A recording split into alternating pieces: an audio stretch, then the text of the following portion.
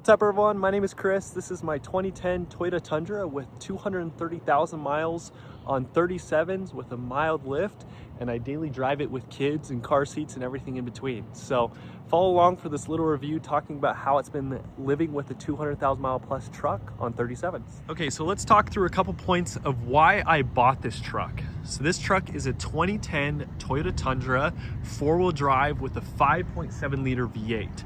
I specifically wanted this truck because I wanted a full-size truck that could fit reverse car seats and with kids and everything else in between comfortably, have enough power to tow when I want to, but also have the reliability, but also the capability to be able to go down to Moab, go camping here in Utah, and many other places I use this truck for with ease. And overall, it's been a great experience. This 230,000 mile truck didn't scare me, and that's because of the legendary 5.7 that's in this truck. These 5.7s are known for their reliability. Yes, you have to keep up on maintenance with them, but the drivetrain and the components of it are just so durable that it's something that you can get into with over 200,000 miles with plenty of life left. And there's been plenty of documented cases with this truck and this engine that have proven that it can last. And that's something that really spoke to me, being this is my daily driver and my only car. My wife has a vehicle, but this is the only vehicle that I drive and I need to get me to work every single day. Another reason why I bought this truck is I wanted to fit 37s. I've had a GX460, 4th Gen 4Runner, Land Cruisers, other things like that have been on up to 35-inch tires, but I wanted to make the leap into a 37, and I wanted it to be in a truck that can actually handle it without a bunch of extra work, such as re-gearing and beefing up other drivetrain components. For example, on the 470 and other things where they can barely even handle a 35 and lots of people blow diffs, I didn't want to deal with that, and I wanted to see what it was like to wheel a full size. So I ended up going with a 2nd Gen Tundra and following Tinker's adventure, which you've probably seen on YouTube as his videos being able to show how you fit 37s. So I specifically sought out one of these trucks, found a set of Rock Warrior wheels, and bought a new set of 37-inch tires. The 37-inch tires that I went with were Kenda Cleaver RTs. I've had these in the 35-inch variant and have loved them. This is specifically a 37 1250 17, and these are on the factory Tier D Rock Warriors with no wheel spacers. You can see how they fit really cleanly. They tuck right in the wheel well, very perfectly, so you don't get a bunch of excess mud getting flipped up onto the truck, as well as fitting them is extremely easy. I have both my front and rear sway bars removed to have the most articulation and drivability off-road, and on-road, the road manners are not bad as well. You can see in the rear when I'm at full stuff, I sometimes can get into these plastics and other things like that, but I haven't even pushed these back at all. Even if I went to a larger tire, a 38, even a 40-inch tire, I could easily push these plastics back and have full range of motion. When the wheel tucks up in there, there's plenty of range. Moving forward to the front, all that was happening that needs to do to be able to fit these was this little chrome piece on the bumper got pushed back a little bit. This liner right here got removed, and back here you can see that I have a factory body mount chop. I don't even have that trimmed at all. I did remove my mud flaps, but overall the way to fit these tires is way easier than most people realize, and that appealed to me so much on this truck. You can see on the other side where you have your washer fluid bottle, even there, even getting into there, I don't have any issues flexing or turning into that, and it's been a great experience off-road. And I could even fit a larger tire with this, and I really appreciate the ease it was to fit these compared to other trucks, 4Runners, GXs, Tacomas, other things you have to do to where you have to work so hard to get these to fit. So moving into how the truck has been a daily driver, it has honestly been a phenomenal daily driver of a truck. Even with the 37s, I'm getting middle teens with this truck, 13, 14, 15, 16, and I'm totally happy with that. That's a similar experience I've had on plenty of other trucks with smaller tires. So to have the big guy 5.7 and be able to return that mileage has been great. As far as fitting kids and car seats and other things in this truck, it's been a great experience. I actually have 2 kids now, both rear facing, and even with the car seats being rear facing, I still have plenty of room with the car seats in a position where the driver and passenger have room, as well as being able to fit everyone's gear, as well as behind the seats, as well in the front has been awesome. And having the huge wide doors that open has been awesome for being able to load kids in and out, and I wouldn't change it. I also added these rock sliders from White Knuckle Off-Road, and those have been great. I just I spray painted those myself. I got them raw. They're a bolt-on slider, and they've been great as far as the step goes, getting in and loading the kids, as well as having other kids get in and out that can get in and out of themselves has been a great experience. And now talking about how has the truck been off-road. As far as off-road goes, it's been a great experience.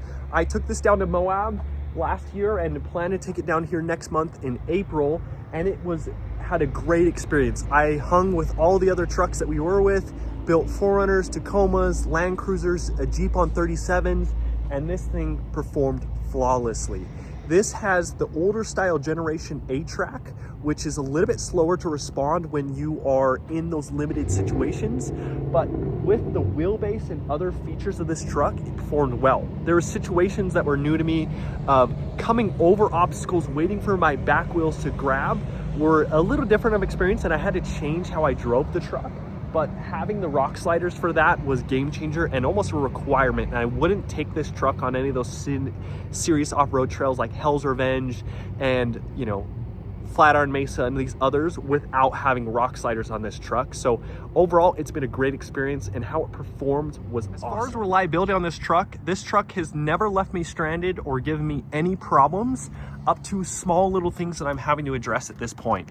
When I bought the truck, like I said, it had over 200,000 miles on it, and it had, regular maintenance done to it, such as oil changes and small things that have come up here and there, but there was nothing significant that had to be done. The previous owner did do a radiator replacement, as well as replace the rear axle seals. He did tie rod ends and a couple other things, which were great to have those preconditioning things done. When I got the truck, all I did was basic maintenance. So I've gone through and changed the oil. I got the truck aligned after getting the new tires and wheels and the lift on. When I actually bought the truck, it had a very bad riding spacer lift on the front, and it made the truck ride horrible. So I actually pulled that off and moved to just a simple Bilstein 5100 in the front. That 5100 has been a great experience, and in the rear it actually just has a small lift block. I would like to get rid of that lift block and ultimately go to an add-a-leaf or even a whole new leaf pack. So that's something I'm open to, because I would like to increase my travel in the rear with even longer shocks. The rear has 5100s, and I would like to get longer ones as well. The only thing I have to do on the truck right now, which I have ordered recently from Rock Auto, which I'm just waiting to arrive, is a new alternator. The alternator has not got bad or anything like that, but it is starting to make some noise. You can even see the power steering pump isn't really leaking on it or whatever. It's just the internal bearing is making a little bit of noise. It starts to make a little howl and squeal, and it used to go away once the truck warmed up, but it's kind of getting to the point where it's consistent. And with the truck being a little bit higher mileage and getting to that point, I don't want to get left stranded with that, especially going down to Moab next month. I want to have the truck dialed. So I just ordered a new Denso alternator, as well as a new serpentine belt. I've heard it's a little bit of a bear to replace that, and I've watched plenty of other YouTube videos, so wish me luck on that, but that's the next thing of maintenance. After that, I would like to do a couple modifications to the truck just to continue to furthering the enjoyment out of the truck. The next thing I've loved about this truck has been the interior cabin. The interior cabin has had great room. It's, large, spacious seats, a huge center console, which has been amazing to be able to fit all my gear and everything I have within the truck, as well as dual center consoles that have been able to, take up. I don't even use that top one because I just don't have enough things to fit, which has been great. So I have this one with a bunch of stuff.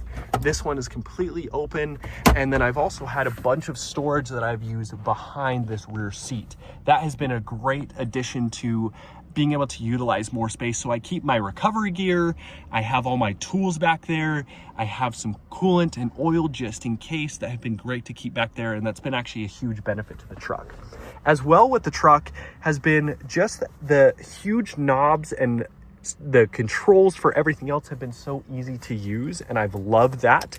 I found this really great phone mount that is perfectly integrated into the dash, which has been awesome. And I also, pulling this from another truck, has been this ultra gauge. This ultra gauge has been game changer as far as being able to just monitor temperatures and other things like that. You can see my maintenance light. I need gas. I don't have TPS-MS sensors. And then I just need to, it's due for an oil change in a couple hundred miles. So that's great. You can see right now on the odometer, I have 232,454. I need an oil change at 232,501. So I'm just due for it, getting ready to order that. That's why I'm getting that blinking light. But overall, it's been a great truck, a phenomenal experience. The cruise control, the backup camera that is directly in the mirror has been an awesome experience. And overall, I wouldn't change this truck in any form.